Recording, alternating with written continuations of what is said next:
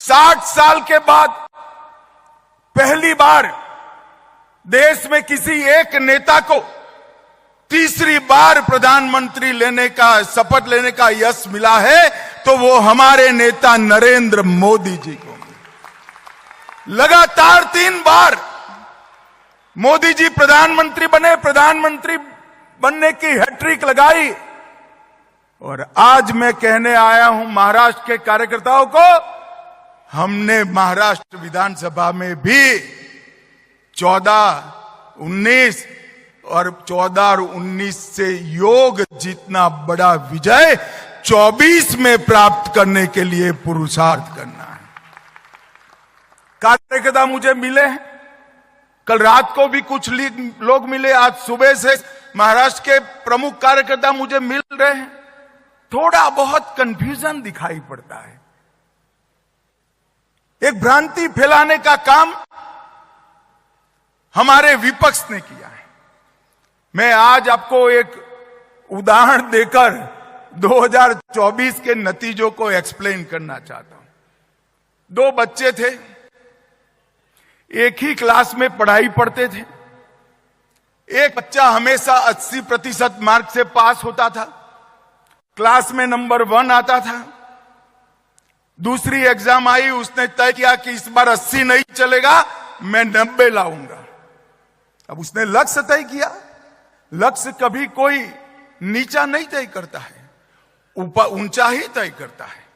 और दूसरा एक विद्यार्थी था, वो 4 साल में उसी कक्षा में नापास हो रहा था, उसको 20 मार्क आ रहे थे। उसने लक्ष्य रखा कि मैं 20 नहीं, इस बार 30 लाऊंगा।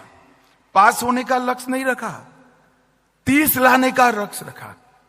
अब एग्जामिनेशन हो गए, परिणाम आ गया। जिसने 90 का लक्ष्य रखा था उसको 80 की जगह 78 आ गया, और जिसने 20 का लक्ष्य रखा था उसको 30 की जगह 25, 20 की जगह 25 आ गए। अब मुझे बताओ भाई, कौन सा विद्यार्थी का परिणाम अच्छा है? जरा बताओ, 80 वाले का अच्छा है या 20 वाले का अच्छा है? एक बात मुझे सभी कार्यकर्ता बताएं, जो विजयी होता है उसकी सरकार बनती है। भारत में सरकार किसकी बनी है?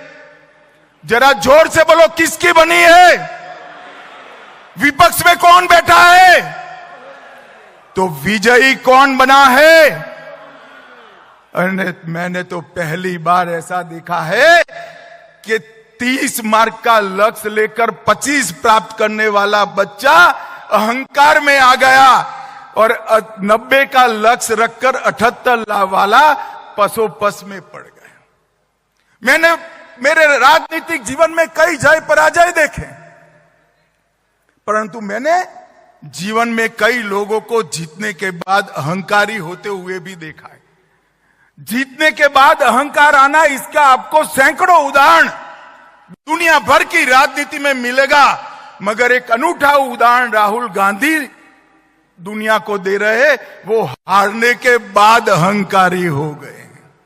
भाइयों और बहनों, मैं आज आपको बताने आया हूं, भारतीय जनता पार्टी को 240 सीटें मिली, एनडीए को 300 सीटें मिली, और पूरे इंडी अलायंस को इकट्ठा होकर 240 सीटें नहीं मिली है, ये हमें याद रखना है।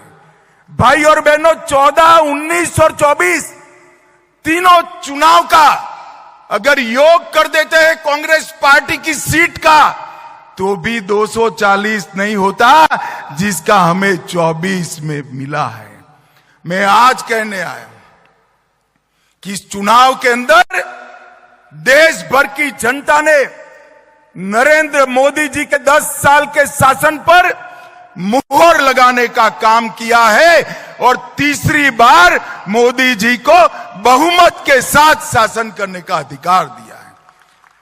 300 सीट गठबंधन की और 240 सीट भारतीय जनता पार्टी की। कांग्रेस ने 10 साल शासन किया, कभी 240 सीट यूपीए में उनकी नहीं आई थी। मगर हमारा कार्यकर्ता और अच्छे का आशा रखने वाला कार्यकर्ता है, इसलिए थोड़ा मन में कसक रह जाती है। रह गई है ना? अरे जोर से बोलो, रह गई या नहीं रह गई है? पक्का रह गई है? तो कसक रह गई है तो सर पकड़कर नहीं बैठते हैं, नए लक्ष्य तय करते हैं। और लड़ाई कहां दूर है, 24 में ही होने वाला है। सारी कसक महाराष्ट्र विधानसभा में पूरी कर फिर से भगवा लहराने का काम कर